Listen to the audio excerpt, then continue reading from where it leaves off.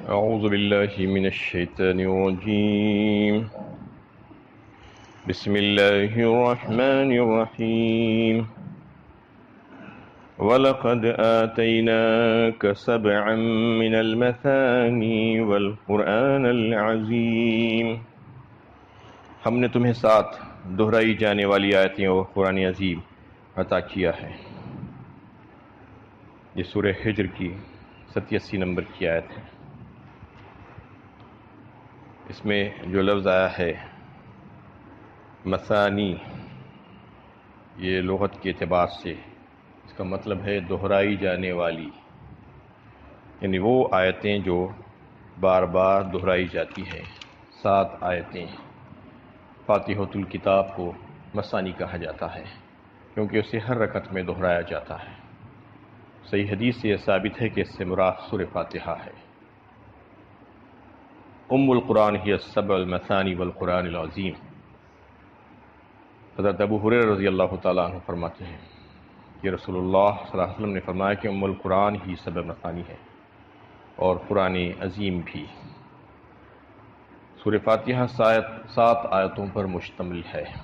نماز کا نہایت ہی شاندار جز ہے، چنانچہ ہر رکعت میں سورہ فاتحہ لازماً پڑھی جاتی ہے. اس میں سورہ فاتحہ کا وہ تعارف ہے جو اس کی کثرت خرس کے پہلو کو پیش کرنے کے علاوہ اس بات کی طرف بھی اشارہ کرتا ہے کہ اس میں معنی اور روحانی دولت کے 7 سمندر چھپے ہوئے ہیں. اصل میں سورہ فاتحہ ایک بہترین دعا ہے.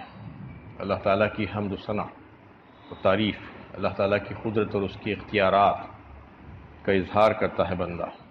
پھر اس کے بعد اللہ سے دعائیں مانگتا ہے، صراط مستقیم طلب کرتا ہے اور اپنے لیے ہدایت مانگتا ہے. وہ راستے کی طلب اور خواہش دل میں رکھتے ہوئے کہ وہ راستہ وہ انعام یافتہ لوگ جس پر چلے تھے. تو اس طریقے سے جب ہر رکعت میں بندہ یہ مانگتا ہے تو اللہ تعالیٰ اس کے جواب میں قرآن عطا فرمائے ہیں کہ قرآن اس کا جواب ہے. سورہ فاتحہ کا اس کے جواب میں کہہ دیا گیا کہ جو صراط مستقیم تم مانگ رہے اور طلب کر رہے ہو اور جو راستے کی طرف تم رہنمائی چاہتے ہو وہ یہی راستہ ہے، اس قرآن کا راستہ جس کو ہم نے نازل فرمایا ہے. اس قرآن عظیم پر چل کر تم ہدایت کے راستے پر گامزن ہو سکتے ہو اور صراط مستقیم کی طرف تم چل سکتے ہو. تو اس کو قرآن عظیم بھی کہا اور 7 دہرائی جانے والی آیتیں بھی کہا گیا ہے. لا تمدن عینیک الی ما متعنا به ازواجا منهم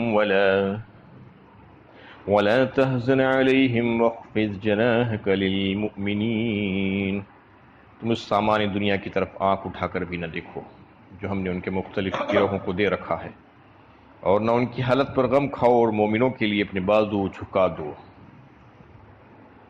اس آیت میں اس وقت کا نقشہ کھینچا ہے اور حضور اکرم صلی اللہ علیہ وسلم کی تسلی و تسکین اور آپ کے صحابہ کی تسلی کے لیے بیان کیا گیا ہے کہ اس وقت آپ صلی اللہ علیہ وسلم کار نبوت کا بوجھ اٹھاتے اٹھاتے آپ کی تجارت تقریباً ختم ہو چکی تھی. حضرت خدیجہ رضی اللہ تعالیٰ عنہ کے پاس جو جمع پونجی تھی وہ بھی 10-12 سالوں میں تقریباً خرچ ہو چکی تھی.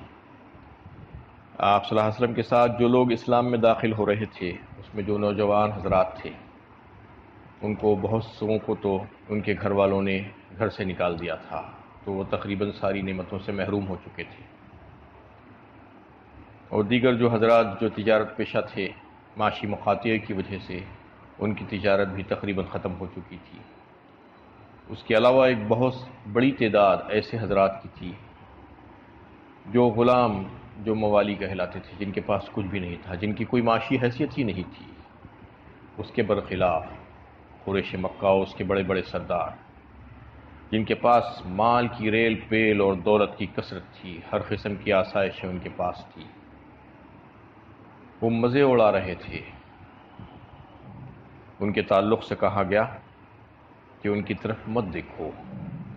آپ صلی اللہ علیہ وسلم سے بظاہر خطاب ہے، لیکن ساری امت سے خطاب کر کے اس میں فرما دیا گیا کہ ان کو جو دولت اور جو دنیاوی چیزیں عطا کی گئی ہے وہ صرف کچھ دنوں کے لیے ہے، فانی ہے، کچھ دنوں کے بعد ہی وہ ان سے جدا ہو جائے گی، ان کے پاس نہیں رہے گی۔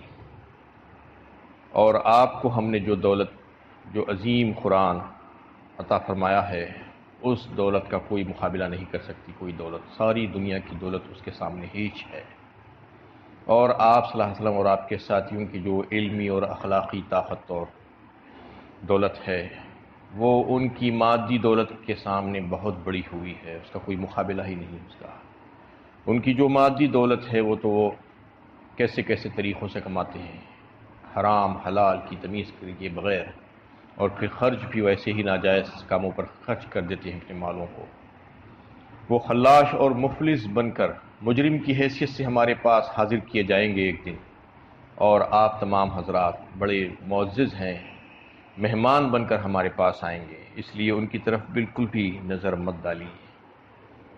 یعنی خطاب تو بظاہر نبی صلی اللہ علیہ وسلم سے کیا گیا ہے، لیکن سب اس کے مخاطب ہیں، جن کو بھی قرآن پہنچا ہے وہ سب اس کے مخاطب ہیں۔ کہ بظاہر ایسا آج دکھتا ہے کہ بڑے کمزور دکھائی دیتے ہیں مسلمان چوطرف، لیکن کہا جا رہا ہے کہ ان کے مال و دولت کی کوئی اہمیت نہیں ہے۔ اس قرآن عظیم کے مقابلے میں جو دولت تم کو دی گئی ہے وہ بہت بڑی دولت ہے، ساری دنیا کی دولت سے سب سے زیادہ بڑی دولت، جبکہ اللہ تعالیٰ نے تمہیں قرآن کی دولت سے مالا مال کر دیا ہے، تو اس دولت دنیا پر نگاہ غلط بھی نہ ڈالو جو دنیا پرستوں کو عطا کی ہے۔ بالواسطہ یہ ہدایت ہر اس شخص کے لیے ہے جس نے قرآن کی نعمت پائی ہے۔ یعنی یہ دولت کے پجاری جب اسی میں مگن رہنا چاہتے ہیں اور اس نعمت کی قدر کرنے کے لیے تیار نہیں ہے جو قرآن کی شکل میں اللہ تعالیٰ نے نازل کی ہے، تو ان کے حال پر افسوس کرنے سے کیا فائدہ، وہ اسی لائق ہے کہ اس عظیم نعمت سے محروم کر دیے جائے۔ یعنی ان لوگوں کی قدر کیجیے آپ جو دولت دنیا سے خواہ محروم ہو لیکن ایماندار بندے ہیں، لیکن جنہوں نے دولت ایمان پائی ہے ایسے ہی لوگ آپ کی رحمت اور شفقت کے مستحق ہیں۔ آپ اپنے بازو ان کے سامنے جھکا دیجیے، ان کے ساتھ رحم دلانہ برتاؤ کیجیے۔ یہ آپ صلی اللہ علیہ وسلم سے کہا جا رہا ہے، وَاخْفِضْ جَنَاحَكَ لِلْمُؤْمِنِينَ، اپنے بازوں کو جھکا دیجیے مومنوں کے لیے۔ وَقُلْ إِنِّي أَنَا النَّذِيرُ الْمُبِينُ، اور کہو میں تو کھلا خبردار کرنے والا ہوں، میرا کام تو صرف ڈرانا ہے ان لوگوں کو جو نہیں ڈرتے، جو نڈر ہو گئے ہیں، جو بے پرواہ ہو گئے ہیں اور اپنی زندگی منمانی گزارنا چاہتے ہیں، بس اتنا ہی کام ہے میرا۔ كَمَا أَنزَلْنَا عَلَى الْمُقْتَسِمِينَ، ہم نے یہ کتاب اسی طرح اتاری ہے جس طرح حصے بکھرے کرنے والوں پر اتاری تھی۔ حصے بکھرے کرنے والے کون لوگ ہیں؟ اس کا اشارہ یہود کی طرف ہے، جنہوں نے اللہ کی کتاب کے حصے بکھرے کر دیے تھے۔ اللہ تعالیٰ نے ان کو توریت عطا فرمائی، جس طریقے سے اس قرآن عطا کیا گیا امت محمدیہ اور آئندہ آنے والی ساری قوموں کو، قیامت تک آنے والی اس قوم کو توریت اللہ تعالیٰ نے عطا فرمائی تھی جو آسمانی کتاب تھی۔ انہوں نے اپنی بدبختی سے اس میں تحریفات کی اور اس کو ٹکڑے ٹکڑے کر دیے، حصے بکھرے کر دیے اس کے۔ اس سے پہلے بھی کتابیں بھیجی جاتی رہی، اس وقت بھی ان کو کتاب دی گئی تھی۔ جس طرح رسل ابراہیمی کی ایک شاخ بنی اسرائیل پر کتاب اتری، اسی طرح بنی اسماعیل پر بھی ایک کتاب نازل کی گئی، کیونکہ بنی اسرائیل نے دین کو اپنی اصلی شکل میں باقی نہیں رکھا، اس لیے قرآن کا نزول ضروری ہوا تاکہ لوگوں پر اللہ تعالیٰ کا اصل دین واضح ہو جائے۔ جنہوں نے اس قدر تحریفات کر دی تھی ان آسمانی کتابوں میں کہ اب اس میں صحیح بات باقی بہت کم بچی تھی، اس لیے اللہ تعالیٰ نے اس قرآن کو نازل کر کے ساری سچائی اس میں لا کر سمیٹ دی۔ الذین جعلوا القرآن عضین، جنہوں نے اپنے قرآن کے ٹکڑے ٹکڑے کر دیے۔ انہیں اپنے قرآن سے مراد یہود کی اپنی کتاب توریت ہے، انہوں نے اس کے ٹکڑے ٹکڑے کر دیے، اس میں رد و بدل کیا، اس میں تحریفات کی، اس میں ترمیم کیے، اس میں اپنی باتیں لا کر ملا دی، اس کے ایک حصے کو چھپا دیا اور رفتہ رفتہ غائب ہی ہو گیا، اور جو حصہ ظاہر کیا اس کے بھی بعض احکام کو مانا اور بعض سے کھلی بغاوت اور روگردانی کی۔ افتؤمنون ببعض الکتاب وتکفرون ببعض، فرمایا اللہ تعالیٰ نے ایک مقام پر۔ کیا تم کتاب کے کچھ حصے پر ایمان لاتی ہو اور کچھ حصے کا انکار کرتے ہو؟ یہ طرز عمل ان کا تھا۔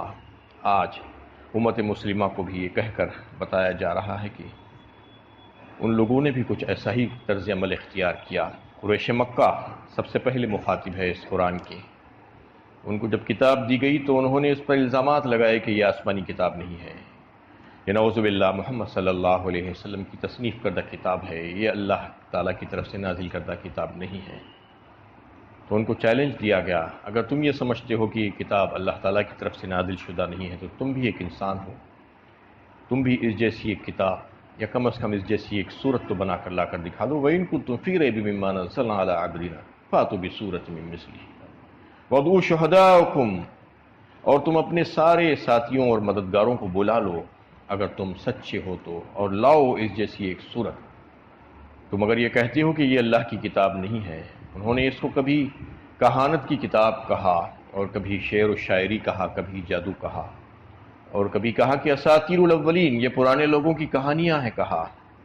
ان سب کو اس میں تنبیہ اور خبردار کرنا ہے کہ تم نے بھی اس کے ٹکڑے کر دیے، اور آج بھی بدقسمتی سے مسلمان اس کو ایسا ہی استعمال کرنا چاہتے ہیں، اپنی مرضی کے مطابق اس میں سے کچھ نکالنا چاہتے ہیں۔ پہلے ذہن میں کوئی باتیں بٹھاتے ہیں، اس کے بعد پھر چاہتے ہیں کہ ان کی مرضی کے مطابق قرآن میں سے کچھ مواد ان کی پسند کا نکل جائے۔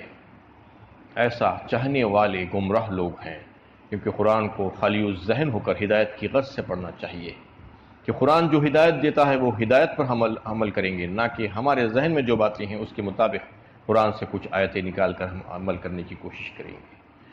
فَوَرَبِّكَ لَنَسْأَلَنَّهُمْ أَجْمَعِينَ، تو تمہارے رب کی قسم ہم ضرور ان سے پوچھیں گے۔ رب کی قسم اس کی عظمت اور تقدس کو ظاہر کرتی ہے۔ ایک بات تو یہ ہے کہ ان سے ضرور باس پرس ہوگی جنہوں نے اس کتاب میں تحریفات کی، اس کے ساتھ بدمعاملگی کی، قیامت میں لازماً ان سے باس پرس ہوگی۔ کوئی یہ خیال نہ کرے کہ وہ چونکہ خدا اور اس کی کتاب کو ماننے کا دعویٰ کرتے ہیں اس لیے یوں ہی چھوڑ دیے جائیں گے، بلکہ ان کے دعوے کو عمل کی کسوٹی پر پرکھا جائے گا۔ ایک بات تو یہ، دوسری یہ کہ کیا سوال کیے جائیں گے، تمہارا رب تم سے کیا سوال پوچھے گا۔ اس پر صحابہ کرام نے رسول اللہ صلی اللہ علیہ وسلم سے عرض کیا تو آپ صلی اللہ علیہ وسلم نے فرمایا کہ وہ تم سے کلمہ لا الہ الا اللہ کے بارے میں پوچھے گا کہ کیا تم نے اس کا حق ادا کیا، کیا تم نے اس کو سمجھا، اس کے معنی و مفہوم کو سمجھ کر اس کے تقاضوں کو پورا کیا یا نہیں کیا، اس کے بارے میں تم سے سوال کیا جائے گا۔ صرف کلمہ لا الہ الا اللہ، لا الہ الا اللہ محمد رسول اللہ کہہ دینے سے زبانی طور پر یہ کافی نہیں ہوگا، کیونکہ زبانی طور پر کہنے والے تو بہت سے منافقین بھی تھے، کیا وہ ایمان لائے تھے دل سے؟ یہ چلنے والا نہیں ہے۔ حضرت حسن بصری رحمۃ اللہ علیہ فرماتے ہیں کہ لا الہ الا اللہ اور ایمان اصل کہتے کسی کوئی خاص حیت، کوئی خاص وضع شکل، یا دل کے ارمان اور خواہشات، یا زبان سے کچھ کہہ دینا، یہ ایمان نہیں ہے۔ ایمان تو وہ ہے جو دل کی کیفیت ہے، جو یقینی طور پر ایک دل میں، قلب میں ڈال دیا جاتا ہے، اور جس کی ترجمانی زبان کرتی ہے، اور عمل اس کے جو ہے اعضاء و جوارح سے ظاہر ہونا چاہیے۔ جب کوئی شخص کلمہ پڑھتا ہے، اس کا دعویٰ کرتا ہے، تو پھر وہ کیفیت، یقینی کیفیت اس کے دل میں ہونے کی وجہ سے اس کی زبان اس کی ترجمانی کرے اس کیفیت کی، اور اظہار اس کے اعضاء و جوارح کرے۔ اگر اس کے اعضاء و جوارح اس کا اظہار نہیں کر رہے ہیں، صرف زبان ہی زبان چل رہی ہے، تو مطلب یہ ہے کہ وہ ایمان سے خالی ہے۔ زید بن ارقم رضی اللہ تعالیٰ عنہ کی روایت ہے، رسول اللہ صلی اللہ علیہ وسلم نے فرمایا کہ اصل ایمان کلمہ لا الہ الا اللہ یہ ہے کہ وہ اخلاص کے ساتھ پڑھا جائے۔ اخلاص کے ساتھ پڑھا جانے کا مطلب یہ ہے کہ اللہ تعالیٰ کے محارم اور اللہ تعالیٰ کی ناجائز کردہ ناجائز چیزوں سے اپنے آپ کو بچانے کی کوشش کریں۔ جن جن چیزوں کو اللہ تعالیٰ نے حرام قرار دیا ہے اور ناجائز قرار دیا ہے، اس سے بچنے کی کوشش کرنا، یہ اصل میں اخلاص کے ساتھ کلمہ لا الہ الا اللہ پڑھنے کا مطلب ہے۔ جو کوئی اخلاص کے ساتھ پڑھے گا تو یقیناً وہ جنت میں داخل ہوگا۔ یعنی صرف یہ نہ سمجھنا چاہیے کہ زبانی جمع خرچ کا نام ہے، لا الہ الا اللہ بہت ہی وزنی کلمہ ہے، اس سے پہلے بھی سورہ ابراہیم میں یہ بات آ رہی تھی، تفصیل کے ساتھ آپ کے سامنے یہ بات پیش کی گئی کہ دنیا کا، اس کائنات کا سب سے وزندار کلمہ لا الہ الا اللہ ہے، اور اس میں بے شمار چیزیں چھپی ہوئی ہیں۔ کوئی بندہ مومن اگر کلمہ لا الہ الا اللہ پڑھنے کا دعویٰ کرتا ہے، محمد رسول اللہ، مطلب یہ ہے کہ وہ پورا دین اس کے اندر سمیٹ دیا گیا ہے۔ وہ نفی کرتا ہوا آگے بڑھاتا ہے کہ تمام معبودان باطلہ کی، یہ کہتا ہوا کہ نہیں ہے کوئی معبود سوائے اللہ کی، عبادت کے لائق ذات اگر کوئی ہے تو وہ اللہ، اور پھر محمد رسول اللہ صلی اللہ علیہ وسلم اللہ کے بندے اور رسول ہیں۔ یہ سوچ کر کہ آپ کی رسالت کو تسلیم کرتے ہوئے، آپ کے لائے ہوئے شریعت اور طریقوں پر چلتے ہوئے اپنی زندگی گزارے اور اس کو پسند کرے، تو یہ شخص، یہ بندہ مومن کہلائے گا، اور جس کے لیے جنت کا وعدہ کیا گیا ہے۔ تو اس میں بتا دیا گیا کہ ان تمام لوگوں سے سوال کیا جائے گا قیامت میں، یہ نہ سمجھے کہ ان کو ایسے ہی چھوڑ دیا جائے گا۔ اما کانوا یعملون، ان کاموں کے بارے میں جو یہ کرتے رہے ہیں۔ فاصدع بما تؤمر وعارض عن المشرکین، تو جو کچھ تمہیں حکم دیا جا رہا ہے اسے علانیہ سنا دو اور مشرکوں کی پرواہ نہ کرو۔ اس سے پہلے تک یہ حال تھا، شروع میں جب دین آیا تھا تو چھپ چھپ کر عبادتیں کی جاتی تھی، چھپ چھپ کر تلاوت کی جاتی تھی، دعوت و تبلیغ اور اشاعت کا کام بھی آہستہ آہستہ ایک ایک دو کے سامنے پیش کیا جاتا تھا۔ لیکن جب یہ آیت نازل کر دی گئی، وہ کہا گیا کہ علانیہ سنا دو، تو پھر سب کے سب رسول اللہ صلی اللہ علیہ وسلم اور آپ کے صحابہ نے علانیہ طور پر یہ کام کرنا شروع کر دیا، اور ان سے وہ ڈر و خوف نکل گیا، جبکہ اللہ تعالیٰ نے وعدہ کر لیا کہ تم مشرکوں کی پرواہ مت کرو۔ لہٰذا مکے کے مشرکانہ ماحول میں توحید کی دعوت پیش کرنا کوئی آسان کام نہیں تھا۔ اس سلسلے میں نبی صلی اللہ علیہ وسلم کو مخالفتوں کے طوفان سے گزرنا پڑ رہا تھا، اور اس مخالفت نے مذاق کی شکل اختیار کر لی تھی، لیکن نبی صلی اللہ علیہ وسلم کو حکم ہوا کہ ان کی پرواہ کیے بغیر ان باتوں کو علانیہ پیش کرے جن کا حکم اللہ تعالیٰ نے دیا ہے۔ اس سے رہنمائی ملتی ہے کہ ماحول کتنا ہی مشرکانہ اور کافرانہ کیوں نہ ہو، اہل ایمان کو دین کی دعوت اور اس کی تعلیمات کو پیش کرنے کے سلسلے میں پس و پیش نہیں کرنا چاہیے، اور اس بات کی قطعاً پرواہ نہیں کرنا چاہیے کہ بت پرستی اور شرک کے خلاف کچھ کہنے سے مشرکین ناراض ہو جائیں گے۔ اللہ تعالیٰ نے وعدہ فرمایا ہے کہ تم کھل کر کہہ دو، مشرکوں کی پرواہ مت کرو۔ اِنَّا كَفَيْنَاكَ الْمُسْتَهْزِئِينَ، ان مذاق اڑانے والوں کے مقابلے میں ہم تمہارے لیے کافی ہیں۔ الَّذِينَ يَجْعَلُونَ مَعَ اللَّهِ إِلَٰهًا آخَرَ فَسَوْفَ يَعْلَمُونَ، جنہوں نے اللہ کے ساتھ دوسرے خدا بنا رکھے ہیں، ان قریب انہیں معلوم ہو جائے گا۔ وَلَقَدْ نَعْلَمُ أَنَّكَ يَضِيقُ صَدْرُكَ بِمَا يَقُولُونَ، ہمیں معلوم ہے کہ جو باتیں یہ کہتے ہیں ان سے تمہارا دل تنگ ہوتا ہے۔ فَسَبِّحْ بِحَمْدِ رَبِّكَ وَكُن مِّنَ السَّاجِدِينَ وَاعْبُدْ رَبَّكَ حَتَّى يَأْتِيَكَ الْيَقِينُ، یہ سورہ حجر کی سب سے آخری آیتیں ہیں۔ اس میں پھر سے نبی صلی اللہ علیہ وسلم کی تسلی اور دلاسا ہے اور تسکین کا سامان ہے۔ اللہ تعالیٰ فرما رہے ہیں کہ ان لوگوں کی مخالفتوں کی وجہ سے اور بات نہ ماننے کی وجہ سے آپ تنگ دل ہوتے ہیں، تنگ دل ہونے کی ضرورت نہیں ہے، آپ صبر سے کام لیجئے اور اللہ تعالیٰ کی تسبیح و پاکی بیان کیجئے اور سجدہ گزار بن جائیے۔ مطلب یہ ہے کہ نماز کو قائم کرنے والے بن جائیے۔ وَاعْبُدْ رَبَّكَ حَتَّى يَأْتِيَكَ الْيَقِينُ، اس میں ایک لفظ آیا ہے یقین، یہاں یقین سے مراد موت ہے، یعنی جب وہ وقت آ جائے جب تمہاری موت ہو تو اس وقت تک بھی تم اللہ کی عبادت کرتے رہو، یعنی موت کی گھڑی آنے میں کوئی شک نہیں ہے۔ آیت کا مطلب یہی ہے کہ مرتے دم تک خدائے واحد کی عبادت پر قائم اور سرگرم رہو، یہی تمہارا طریقہ کار ہونا چاہیے، اور یہی امت کے لیے بھی جو ہے اس میں پیغام ہے۔ اللہ تعالیٰ سے دعا ہے کہ اللہ تعالیٰ ہمیں صحیح علم و عمل کی توفیق عطا فرمائے، جہنم کی آگ سے ہمیں بچائے، جنت کا حقدار میں بنائے، اس کا مستحق میں بنائے۔ وآخر دعوانا الحمدللہ۔